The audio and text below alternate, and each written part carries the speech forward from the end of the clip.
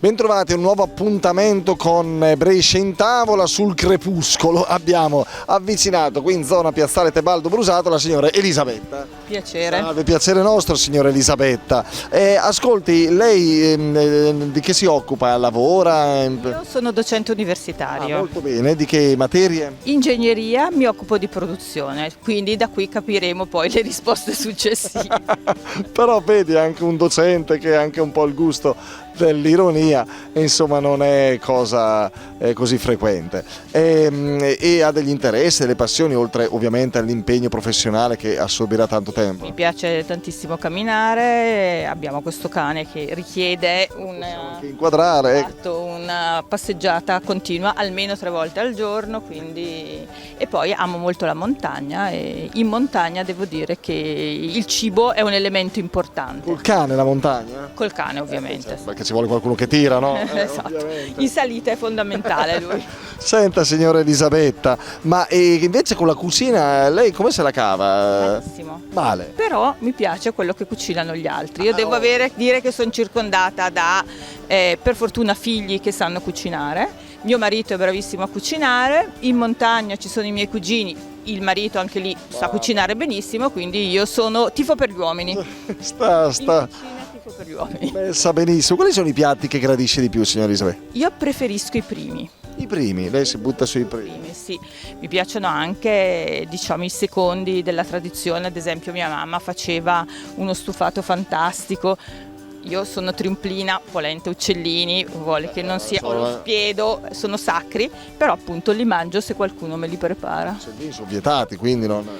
Però si possono usare quelli grandi ormai per lo spiedo, e quindi tipo sì. Vabbè, e tra i primi che preferisce? Tra i primi che preferisco ci sono le paste con, ad esempio, la matriciana, sul classico, oppure i nostri casoncelli. I casoncelli tutti ce li hanno nominati. Ecco, sono l'unico piatto che io faccio, a detta dei miei figli, in modo non eccellente, sono le trofie col pesto. Compro le trofie, compro il pesto, questo è quello che io cucino. Bollire l'acqua, si butta le trofie. Fare. Va bene, il pane dei morti è protagonista della puntata di oggi. Il pane dei morti, lei. Buonissimo. Sì. I dolci li amo molto. Allora, ora io le dico gli ingredienti di questa ricetta che tra poco racconteremo. Lei mi dice, signora, se secondo lei sono presenti o meno in questo. Allora, mascarpone, sì o no? No. Mandorle dolci sbucciate. Le mandorle direi di sì. Farina. No. Sì. Uva passa. Sì. Zucchero. Sì. Burro. Certo. Zenzero. Non credo. Uovo. Per amalgamare, non mi metto. Brava, giusto. Rosolio, vede, sì. Rosolio, sì, lo dico io. Olio di semi, sì o no? No. Scorza di limone? Ma forse sì. Un pochetto sì. Pan grattato? No. Benissimo. Grazie Elisabetta. I canditi Lo scopriamo adesso con il pane dei morti. Restate con noi, grazie. Ma che bontà, piace al ricco e anche al paesano. Polenta, spiedo pure il baccalà, che forma e sa la nostra. Ed eccoci qua dopo la nostra sigla di nuovo qui. Ciao Federica, tutto a posto? Buongiorno, tutto ok. Tutto bene, mi fa piacere, bella, elegante. Mamma mia, ma noto adesso i gioielli. Sì. La provenienza di questi anelli, da dove arrivano? Marito? Marito ti vizia un po', eh? Sì, molto. Sei tu che ti fai viziare, che li chiedi, o è lui che di sua spontanea? No, me li compro da solo. Sì. Ma è roba di valore, Va bene. Beh, direi di sì.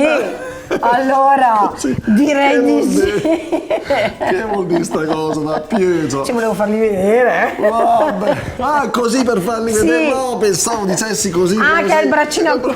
No, volevo farli vedere. Vabbè, potresti avvicinarti. No, che poi dai adito, che ne so, Esatto. ti dai una mano, una cosa, li portano Per via. carità. Va bene, allora, brava Elisabetta, hai visto la signora Brava, Elisabetta, la dottoressa Elisabetta, perché insomma, ingegnere, docente universitario, insomma, ci dà la pacca. Non è poco, a me poi. Si dà la pacca. Va bene, allora avete sentito che abbiamo giocato con lei con gli ingredienti e adesso li diciamo, insomma, quelli corretti, quelli giusti con le quantità per il nostro pane dei morti, che peraltro pane dei morti, cioè di questi giorni, no? Periodo perfetto. A te piace? Sì, molto. Ma lo fai, lo compri? No, non lo faccio. Non lo fai? No, non lo Ma faccio. non è difficile, Ma però. no, anzi, io ho sempre pensato fosse una cosa molto laboriosa, invece nel complesso non è neanche Particolarmente no, impossibile. no, assolutamente. Sì, poi però nelle fornerie, nelle gastronomie Esatto. lo trovi in vetrina, effettivamente molto accattivante, molto invitante, appunto tipico di questo periodo. Tra l'altro è un dolce tipico lombardo, in particolare tra l'altro nella zona di Milano, Sì, la zona di Milano sì, come sì. origine. O comunque nord. Ecco, anche se ovviamente molto diffuso anche nella nostra città e nella nostra provincia, così come nelle città e province limitrofe.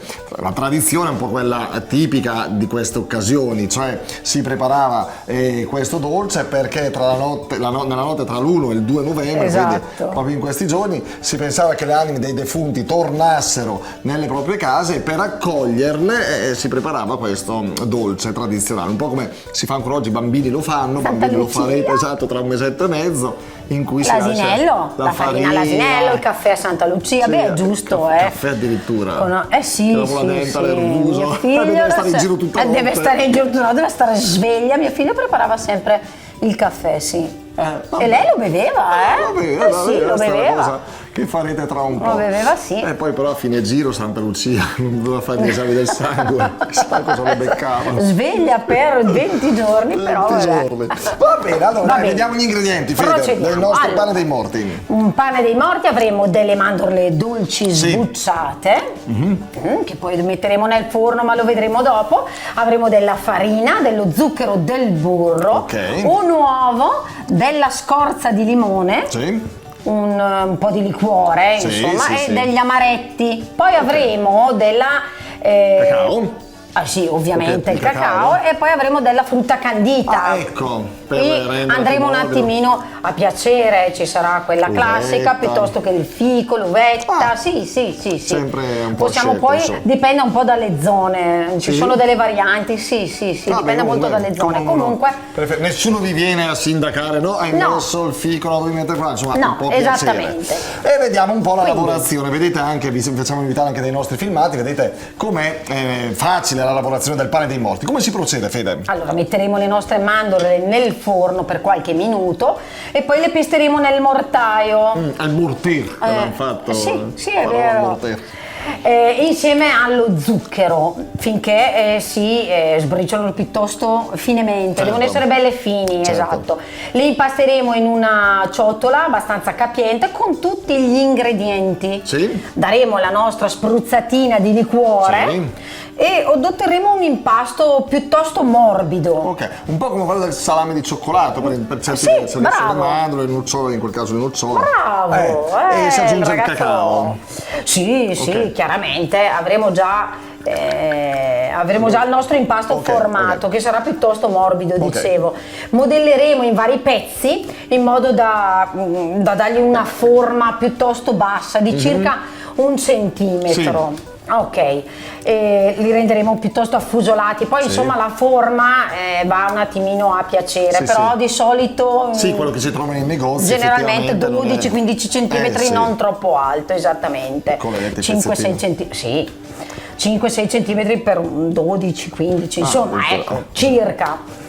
Cuoceremo Questo è più bassino, sì, una insomma, cosa, l'abbiamo sì, questo tenuto qua è più leggermente basso. più basso, però poi Vabbè, insomma, non deve essere una cosa Esatto, alta così. esattamente. Lo cuoceremo in forno a 180 gradi per circa 20-25 minuti. Mm-hmm. Quando lo sforneremo, spolverizziamo con dello zucchero a velo e lo lasceremo riposare per almeno 2 giorni circa. Sì. Sì. In pensa. questo modo si ammorbidirà, i pezzi verranno morbidi al punto giusto. Ah, ecco, Sì. vedi? Sì, non è vietato assaggiarlo. No, non questo subito. no. Si diceva, se volete assaggiarlo subito, da pan, sulle mani, non si tocca.